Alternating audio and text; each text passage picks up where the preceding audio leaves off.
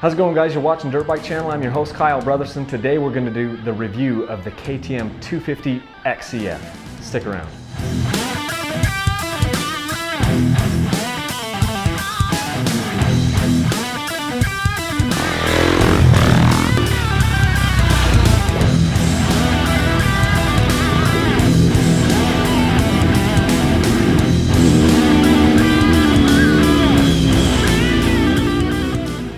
Well, guys, we got a special treat for you today. We've got this KTM 250 XCF. Sam and I have done a lot of riding on this bike, and I really am excited about bringing in Sam. I'm gonna let Sam run point on most of this bike because technically speaking, Sam is the owner of this bike. Sam ponied up and he helped us out with this bike, making it possible for us to review a couple of bikes at a time. And so he came to the table and basically bought this bike and let me ride it a little bit, and then he's been riding and testing it quite a bit. And so we're gonna go through and talk about some of the stuff that we learned, specifically some of the things that Sam really liked, and maybe some of the things that he wishes would have been a little bit different with this KTM 250 XCF. So here we go. Like we said with this bike, I wanted to kind of just talk about the first impressions. So getting it basically out of the box, unloading it, riding for the very first time. To be honest with you, I didn't really have a lot of high expectations. Being a 254 stroke, you know, with the power delivery and everything, I thought it would be kind of boring. But because other bikes you've had in the past were a little boring to you, right? Yeah. Especially compared to your 300. Yeah, other 250s I had owned in the past, the CR 250X, and then also a 2007 KTM 250 SXF. I just left me wanting more power. Basically, from sitting on the bike, what I noticed immediately is I really liked the rider positioning. It felt really comfortable. The handlebars felt a little bit higher than my 300, and then it started really easy. And then I was riding on an old, worn out, I'd guess, motocross track. And so when I started riding it, immediately I felt comfortable. Immediately I felt how well balanced it was. And I was really surprised about how well it performed and also how good it was. And it was making me rethink. I'm like, wow, this bike really is something that I really like immediately, right out of the gate. I remember you talking about how nimble it was and how easy it was to corner. And this bike actually made you question how heavy your two-stroke was because it felt so light, right? Yeah, so what I did is I had taken my 300 with me on the same trip, and I first rode this bike to warm up and rode a bunch of laps and started trying to go faster and faster. And in the corners, it just would dive into the corners. You could just get going really fast and use your brakes, but then just lay the bike down, and it was so predictable and smooth. And my cornering speeds were way fast and it felt really predictable. And the other thing that was deceiving is I felt like I wasn't going that fast, but I was doing the same loop over and over again that had jumps, had huge whoops, really big corners, tight corners, and some high-speed sections as well. So I did that multiple times, and it felt so smooth and collected the entire time. And I really was putting a smile on my face, and I was really enjoying those loops. So one of the things that really intrigued me was that this is a brand new bike. So it had the new frame, new suspension on this 2016. And I have a 2015 bike, so it's going to be the older frame and older suspension. So I really wanted to see what the difference was. And that's why I brought both bikes to have something to gauge it against and ride them back to back. And immediately the 2016 or the newer bike frame and suspension felt more balanced, more poised, and more predictable. I felt like in the stroke with the bike, it felt really smooth. I felt like I could get a little more pop off jumps. You know, I know those are all circumstantial, but as soon as, you know, it's a stock against stock. So we wanted to compare the two. But this bike, with being a lightweight build, basically they lost what, 7 pounds on the bike. It really did make a huge difference in my opinion. And this new frame and new suspension is much better than the old 2015 frame and suspension as well. Well, Sam, let's talk about some of the things we like about this bike, because there was a ton of things to really love about it. So what's top of your mind? Top of my mind, the things I liked the most was the ODI grips. That really, to me, was a game changer, switching from an older bike that didn't have those, because they just felt so smooth. And also the throttles felt really well, which could also contribute to being an EFI 4-stroke. But the fact that I can just change them really easy, that was a big plus for me. I thought that was really nice. KTM works really hard to make the bike very easy to take apart. For example, I love the see-through gas tank as well, and it's one bolt to pop it off. Which also made it very easy for Kyle to put an hour meter on this, because it was just one bolt, the shroud comes off. Well, you take the seat off and basically take the tank off, and then boom, you've got access to the motor. Yeah, and it was really easy to pop your fuel line off, because they've got a quick release down here. So you're going to take your quick release fuel line off, and then there's a little snap under here to take to, because you've got the fuel pump wired to the tank. And that actually was quite a bit easier than it was on the Yamaha behind us. So pretty cool there. Yeah, and then the other thing is, with the new frame and the body style, they've made the bike feel slimmer. So it feels really slim. And in turn, they also integrated some lifts here, which is actually the perfect place for you to, when you're picking the bike up, because then you can pull the bike and lean it against you and then move it around, which is really handy when you got to move the bike. Fantastic. I did notice that it was a lot harder to move the Yamaha around. And this is your subframe is right here. Yep. So your bolts where this mounts to the subframe is right there. So you're lifting on this basically right on the subframe. Yep. It also comes with an excellent battery, which is extremely crucial when you're out and you need, basically because it has no backup. So you got to have a solid battery if you kill the bike, that you can be able to start it, because if not, you don't have a backup Kickstarter like some of the other bikes. It does come with a lithium ion battery, which is a really good battery. It's lightweight. On the downside is, we did find out that when this bike would get really hot, it would struggle to start with electric start. And I also noticed when I was riding it, and the same thing happened on some of the other bikes that I've been on, if you had the throttle open, forget about it. It's not going to start, right? Yeah. And I don't know if that's just because there's something to do with the EFI, and it basically has just got some pressure in there, something where it won't allow the bike to start. I don't know, but it does make a huge difference when you have the throttle open and it dies. We just barely talked about something that you didn't like, which was how sometimes it wouldn't start. What are some of the other things that you might want to nitpick on a little bit?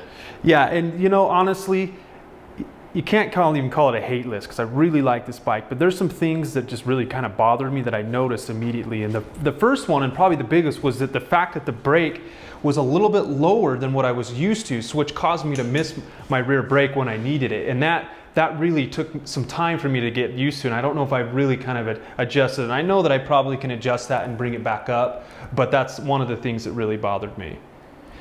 And some of the other things as well, when we first got the bike, it's a brand new bike, we've never ridden it, and the first ride out there we noticed that we melted our plastic.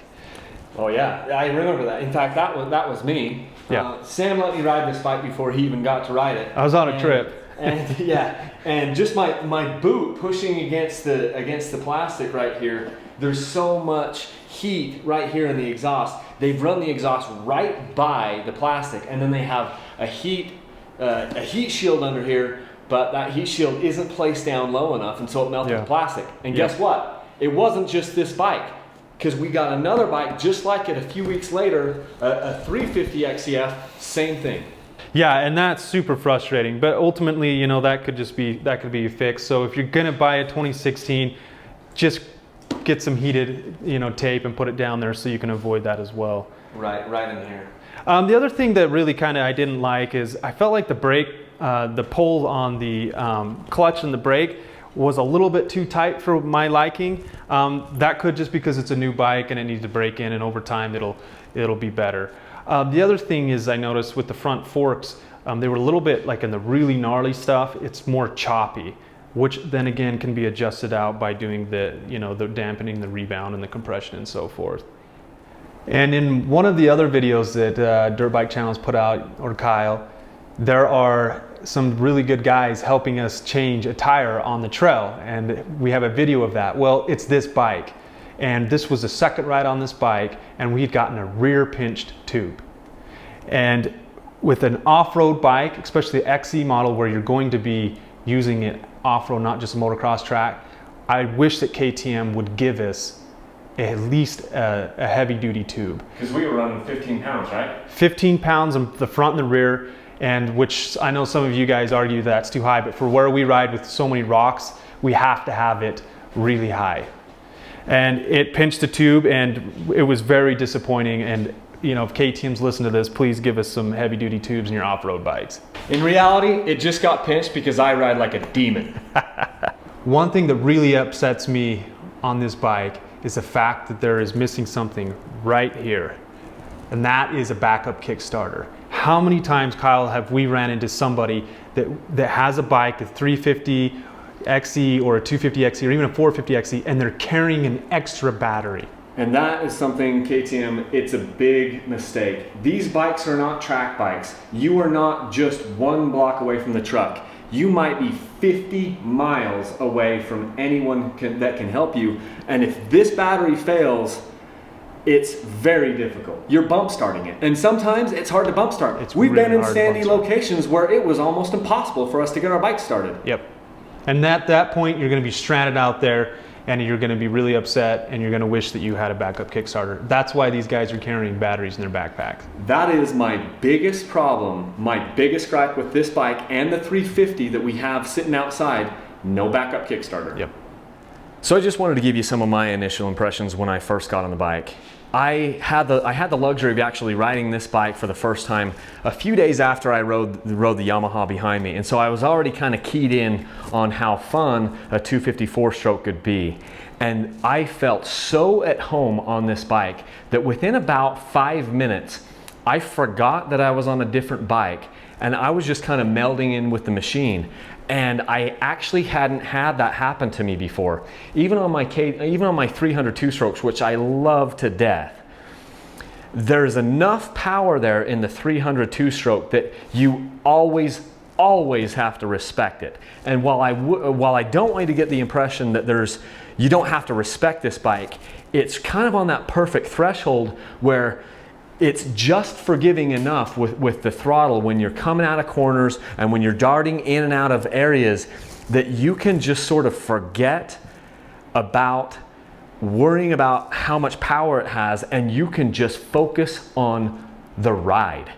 And it was phenomenal. I had more fun on this bike the times that I rode it than almost any other bike I've ridden. And it's because it's the perfect balance of weight and power. It doesn't have so much power that it's scary. It doesn't have so much power that it's going to tear your arms off.